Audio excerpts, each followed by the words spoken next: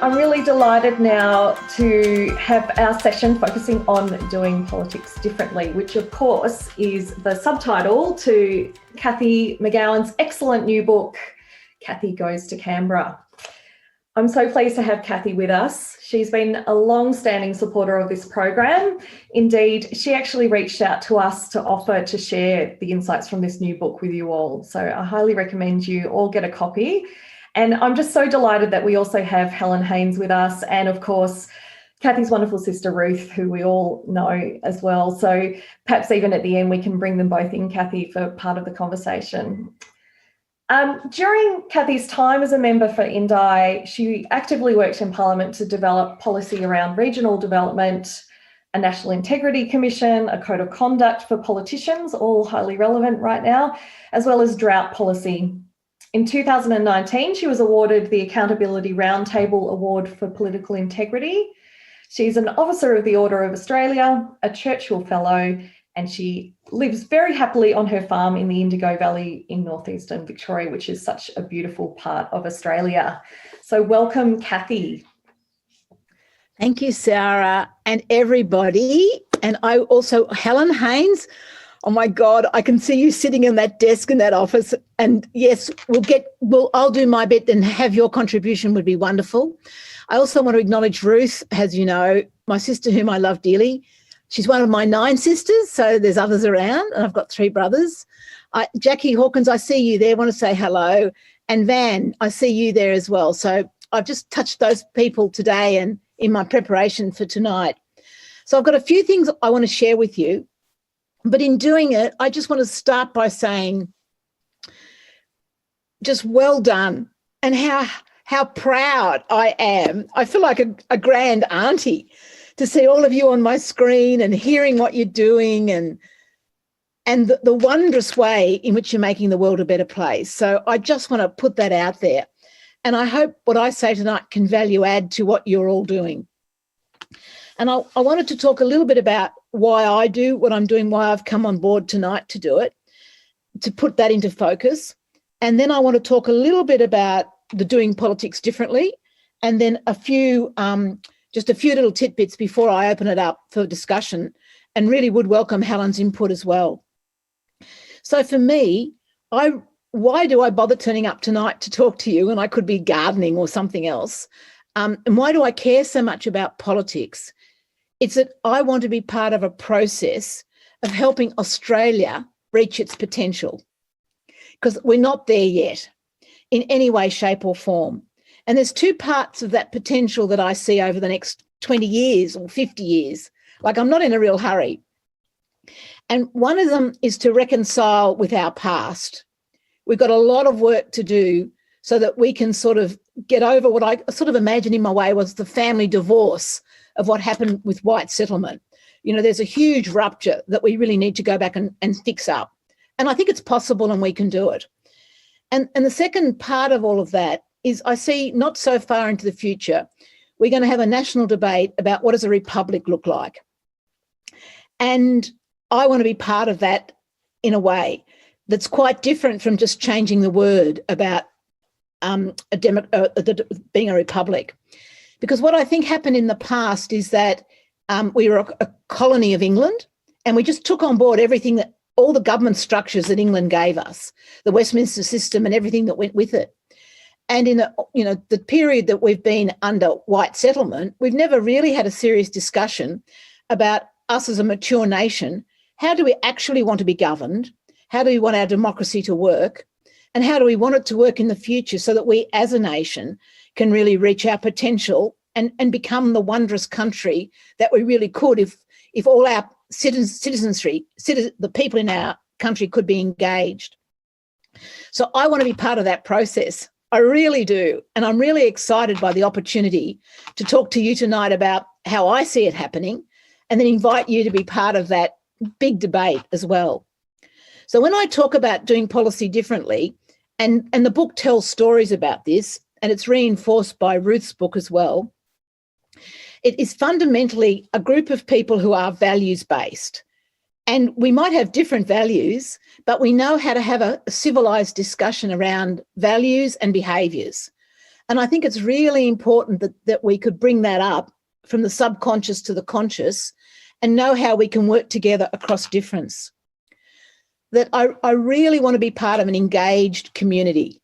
And it's fundamentally important to me that the community sector has the same respect as the economy has or the health sectors do. And one of my great disappointments in the government response to COVID is the government did jobs and economy really well, and they've done health really well. But in none of the discussion have we had a talk about, well, what does community mean during COVID? And how do we build and enhance community as part of this pandemic? And I see that as such a lost opportunity, because it's the community that suffers. It's the community that is the answer. The economy is not the answer to how we get through this. It's the community. So I really want to build that community sector and have it reach a place of respect at least as important as the economy. So when the Prime Minister comes out, he doesn't actually just talk about jobs, jobs, jobs.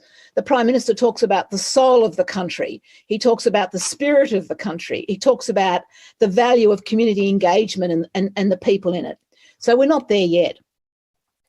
I also want to be part of a nation that really likes competition and also cooperatives. And I just loved what Helen said before about co-design. I mean, what a magic concept. And I don't know if any of you saw yesterday that image that came out of Parliament House. Oh, it made my heart sing. There was Helen Haynes in all her beauty, surrounded by the crossbench and the Greens, and Mark Dreyfus was there, and Bob Catter was there. And it was just such an image of people cooperating together to bring about the integrity that we want as a nation.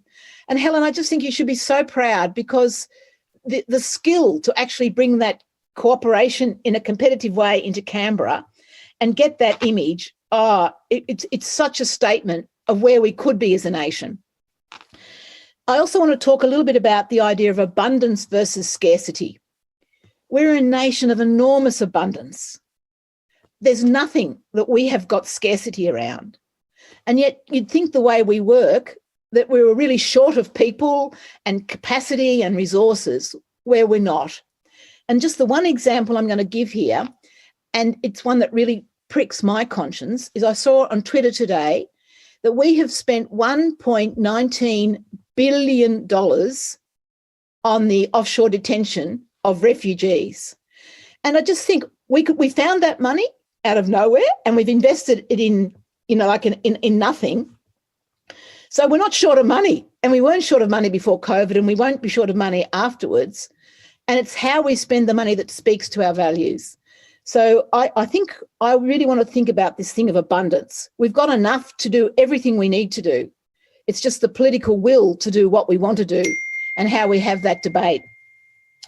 And I also want to talk about, at the personal level, the wonder that can come into your life. And Gemma, I heard you talking about it a little bit there, was when you, I think you as well, and Susan, you also encapsulated it, when you have an opportunity to become and be the change that you want to see. And how liberating it is when you can actually be who you are created to be and want to be. And you're not spending all your time trying to change everybody else. I mean, sure, you want people to vote for you, but you're not out there campaigning to change. You're out there campaigning to say to people, I'm going to give you a choice. So that enormous liberation when you can actually be in yourself and live as you want to live, and people go, yeah, I really like that. I'm going to vote for you. You're on your roller skates, and they love it. And just think how liberated our country would be if so many more of us could actually be free to be who we can be in our full potential, and give people the choice and watch them go, yep, I want more of that.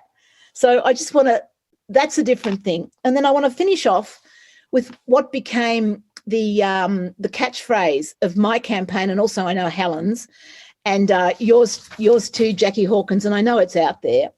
And it's this idea of being our best selves. And in Indi, that was just a tagline for getting out of our own way when we got caught up in being less than who we could be. And the community would say it to each other. We would say it to each other. We'd go, oh, it wasn't quite my best self. Okay, I'm not going to gossip. I'm not going to go and play in the other tent. I'm actually going to rise above it. And as Michelle Obama said, when they go low, we go high. So that sense of being your best self, and again, it's liberating, because afterwards you come out of it and you go, oh my God, didn't I behave well there? You know, like it's a bit like being at school and you get the tick for being a good girl, but you know you've done it yourself, and it just makes a huge difference to your own psyche. So that's what I mean when I want to talk about doing politics differently. And the book's full of those sort of stories as I tried to grapple with it and the community tried to grapple with it. And we're nowhere near there yet, but that's sort of the ideal. And so I just want to finish up with just a few things before I invite Helen to come onto it. The ability to work together is so important. So I asked Van before getting some input today, and Van said, well, look, could I talk a little bit about the difference between being one and trying to get change happening? So I wanted just to talk about the importance of being part of a team. You know, Ruth and I, like, we're sisters, but we're part of a really large family. So from the very beginning, you had to play in a team because you weren't an only child. There was always lots of you. And I think we learned lots of politics about that. But I absolutely know that you can do things by yourself, but it's not much fun, and you get lost and you have to work really hard. Whereas if you've got a team around you of difference and whatever, and friends, and like if Ruth's on your team, like if you can get your sister and your sister-in-law and your brothers-in-law and those people on your team, there's nothing wrong with that. It actually makes it good and fun. And then you get your nieces and nephews engaged.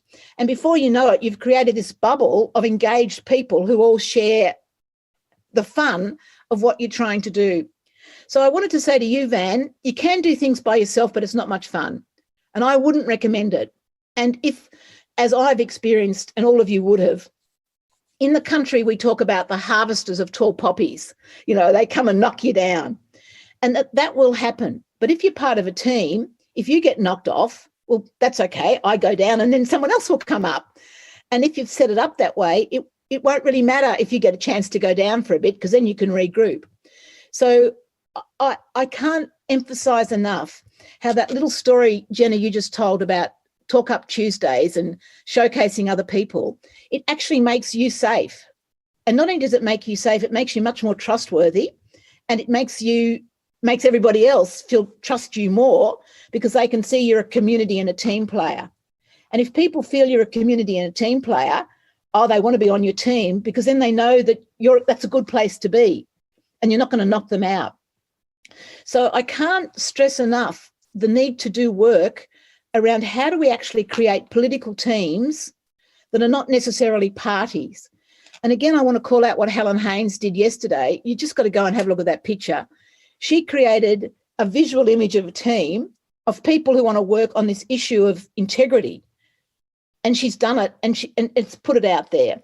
And it's going to be really hard for Christian Porter to say, you've got it wrong, Helen, because we all know she hasn't, and the community all knows she's got it. So she's built a team that's going to actually work together, and she's done it through a really good process.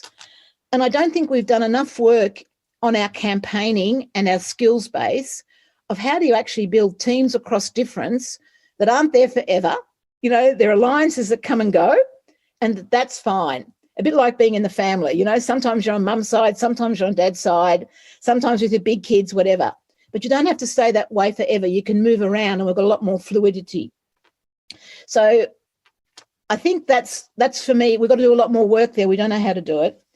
And the other thing I want to just say is about in the campaigning, it's the sense of how do we actually create with the community some knowledge about it can be better than this.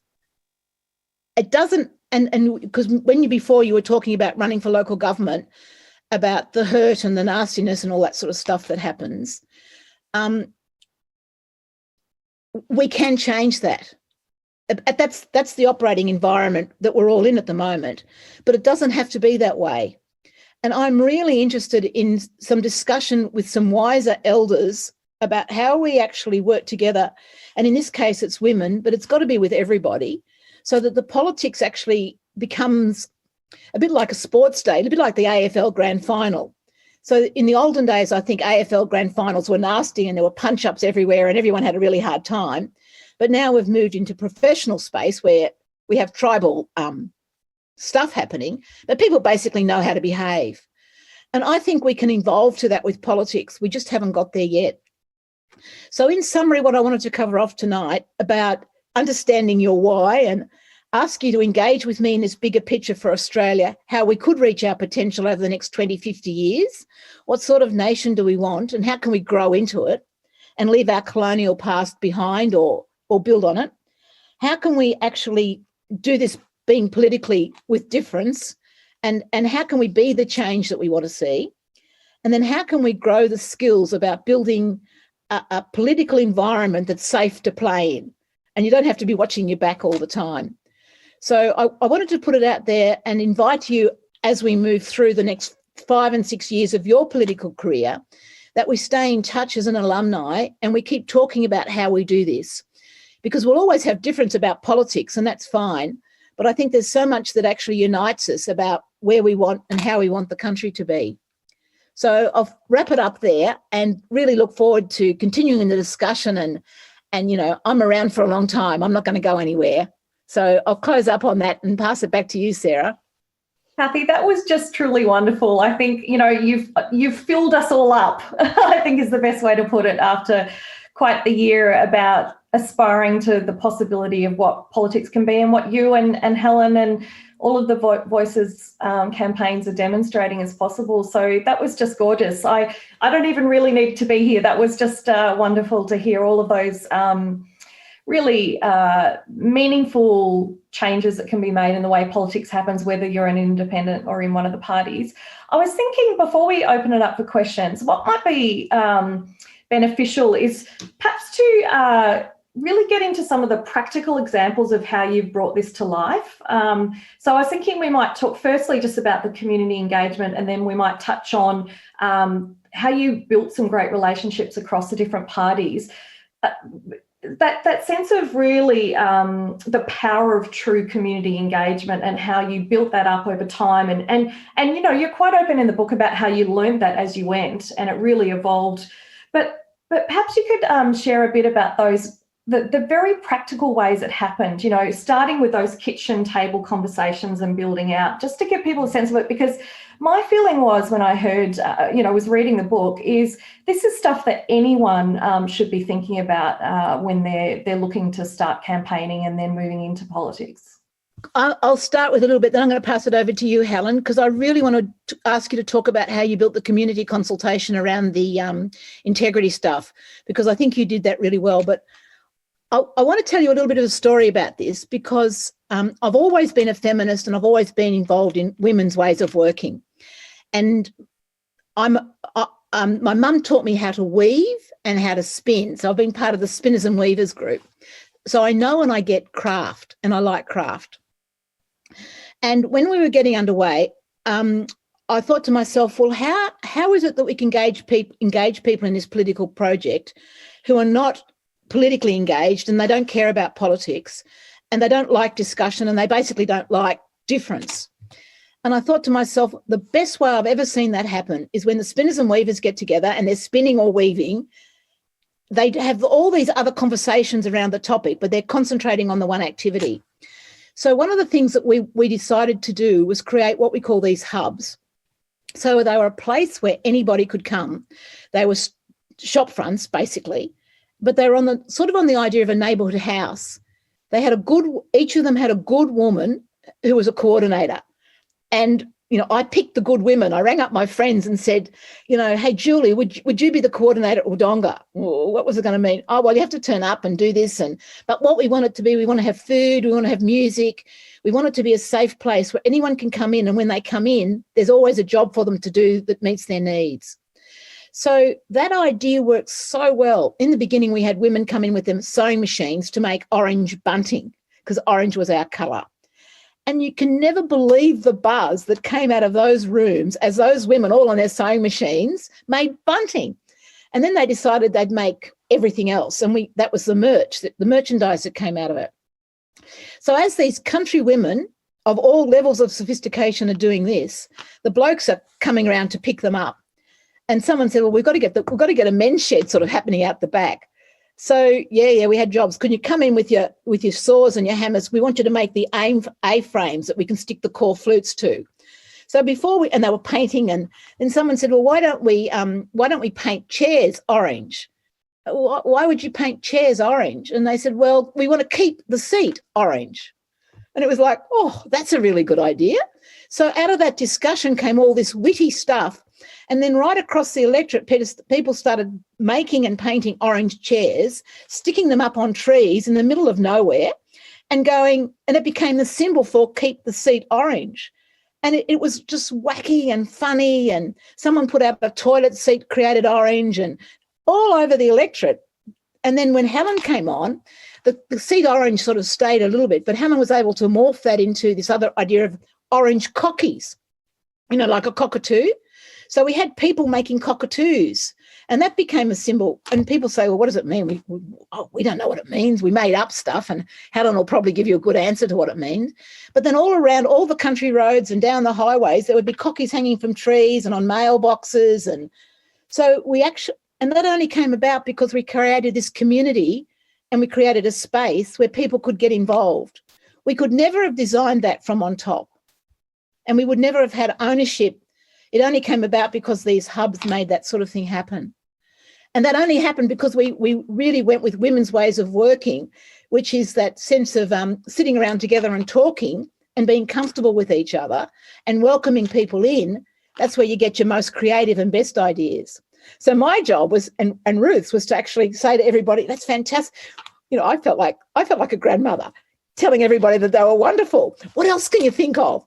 And one of the blokes, and I'll just finish on this story. He deliberately sat down on one of these newly painted orange chairs, and his jeans all had where he sat down had this orange patch on his bum. And then he did a whole social media thing about keep the seat orange. And it just went viral because he had quite a nice bum, I have to say, but it had this orange patch in the middle of it. And so people just were so creative, and it was so much fun. And when I talked to you before about changing the way we do politics, it's absolutely changed in Indi now. People really think about it differently. So I'm going to stop talking there because I want Helen to pick up on some of the ways she's picked up on those ideas and this really moves them into another place and space. Over to you, H. Hey, thanks, Cathy. Oh, gosh, guys, I mean, what a legacy, hey? And what a great honour and thrill it was for me to have the baton passed from Cathy McGowan and to be the beneficiary of such a story that set me up in a way that gave us already a template for how to do politics differently. And I'll just tell you, last night I was down in Christina Keneally's office, and she'd invited me down there to talk about some issues she was concerned about. And when I went in, she's got the office that George Brandis used to have. And I don't know if anyone remembers George Brandis got into a bit of trouble for spending an enormous amount of money on a bookshelf in his office. It's quite a talking point. Anyway, when I went in, I had a look at the bookshelf, and I noticed that Christina had a Gloria Steinem's book on her travels as a political activist, and I commented to her about the women's circles that Gloria Steinem used in her political activity and how she'd learnt that from North American Indian women. And what Cathy's describing is really the same thing, this way that women work. And even sitting there talking to Christina and the way that we talked about issues is probably different to the way maybe many blokes talk about issues. So I think what Cathy's saying has a real truth to it. Cathy mentioned yesterday and asked me about bringing all that coalition of people together over the issue of integrity. And of course, again, I'm building on the work that Cathy did when she introduced her Integrity Commission bill back in the last Parliament. And when I was running for Indi, the thing that intrigued me and continues to intrigue me is when I ask people what's important to them, they tell me the most micro level things like, holes in the road and issues that they might have around local government problems, and so many of you here are people representing in local government, so you'll understand this. Go from that right through to this great big national issue of integrity. It's really important to people, and it's what you've all been talking about this evening too, about value-based approach to everything that you do, and that means so much to everyday people. It's what they're not seeing in the federal parliament. And this great big wieldy Integrity Commission legislation that I've subsequently introduced, building on the work that Cathy did, and Cathy built on the work that the Greens had done. This is, again, multiple iterations to get something in the federal parliament that's going to remedy this issue that we have about behaviour, about corruption, around pork barrelling, around all the things that we don't like. But to bring together a coalition of people, and I had a whole host of eminent former judges, including the incredible Mary Gaudron, who has joined in this push for an integrity commission. And I was told that Mary never, ever in her long and incredible career has ever engaged in the press. She's never attended a press conference, and she has never spoken to the press. And when I was sitting with Mary about half an hour before this big press conference was on, I said, Mary, there are thousands of young women who absolutely adore you. It'd be so lovely if you could just walk out with me, if we could just stand there together, that's all. And she said, you know what, Helen, I could really do with a fag, because she loves to smoke. So if I could have a cigarette first, then I'll be right to go. I'll come out. And she did. She came out and stood with us in that great big collection of people. But not only that, Karen Middleton, who'd be well known to you all as a very senior journalist, Karen knew that Mary Gaudron had never come to a press conference before, and she very cleverly directed a question at Mary, and blow me down if Mary didn't walk up to the microphone and just give, of course, as she would, the most extraordinary answer. So she had never before done that. She didn't see it as her role as a judge, but integrity, values-based politics is so important to Mary Gaudron that she broke her own rule there. The other thing to say, and you're right, Ruth, Mary is our RBG, so absolutely delighted that she felt safe to do that, actually. The other person who was there was Pauline Hanson. And many people know that, of course, Pauline can be a polarising figure. But the fundamental thing for Pauline in agreeing to come with me to the great big press conference yesterday on integrity was that I've spent a few weeks speaking with Pauline and encouraging her to think about what the common values we all hold, and that this isn't about one political party versus another. This is about actually restoring integrity to our politics. And she was very grateful that someone came across and spoke to her about it and didn't presume she wouldn't be interested. And so I wasn't sure if Pauline would come, but I sent her a message early yesterday morning and again just said, would be delighted if you were able to join us. And she did. So what we had was a really interesting and fascinating coalition of people. We had Jackie Lambie, Rex Patrick, Mark Dreyfus, all of the crossbench in the House of Representatives. We had the Australian Federal Police Association, who felt particularly worried about the bill that the government are planning to introduce. So, Cathy, yeah, it was quite a turnout, and I think it made a very, very significant impact. And in fact, one journalist said, "This looks like Helen Haines and the world against Christian Porter." I said, "No, it's actually not. This is Helen Haines and the world wanting to work with Christian Porter. That's what this is about." So again, I would say to you, just as Cathy has, find people that you can establish some common ground with on an issue that's based in values that we all share. I guess the other thing I might just highlight, and I don't want to speak too long at all, though, is you might want to take a little look today, if you haven't already, in The Guardian, and there's an article there by Malcolm Turnbull, who I know Cathy's really good friends with. But Malcolm Turnbull has highlighted that the issue of our times is climate change. And there are 3 women in the parliament right now who could otherwise be described as small L liberals. And he highlighted the seats of Mayo, Warringah and Indi, and said if if more people in what are considered conservative seats and maybe considered conservative regional seats don't realise that climate action is an issue that we all must unite on, then there will be a bigger crossbench in the House of Representatives. And indeed, I would say if we had a bigger crossbench in the House of Representatives, we would see more co-design of policy. We would see more collaboration of people that generally don't work together. And I think we'd actually see much, much better public policy. That's probably enough from me. I was lucky because I learned it as a community development worker.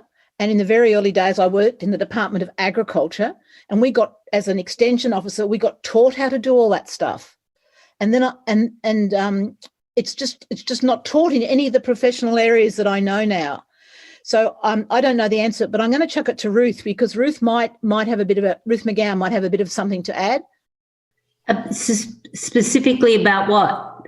Like, how do you engage people? Yeah, and build networks. Oh, gosh, big question. I'm loving hearing, like, work with the women.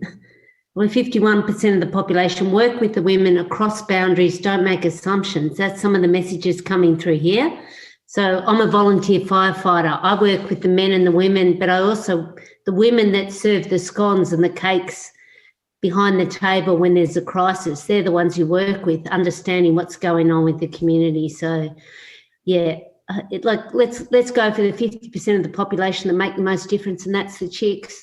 So I can also help you out, but when I was developing my consultancy business, I would go and do any course I could find. And one of the courses I did was about networking. How do you network to get jobs? And it blew my mind that people actually could teach me how to go to a function and network. So if you haven't already done a networking course, you really do need to do one. And then the other one is a bit of sociology. Understanding class and difference is really important, because people rarely mix between class, and you actually have to understand how to work within class and culture. So if you've got a group of farming women that I might be working with, if they're dairy farmers, they don't mix really well with sheep farmers. So you've actually got to understand how to go into those spaces and work there.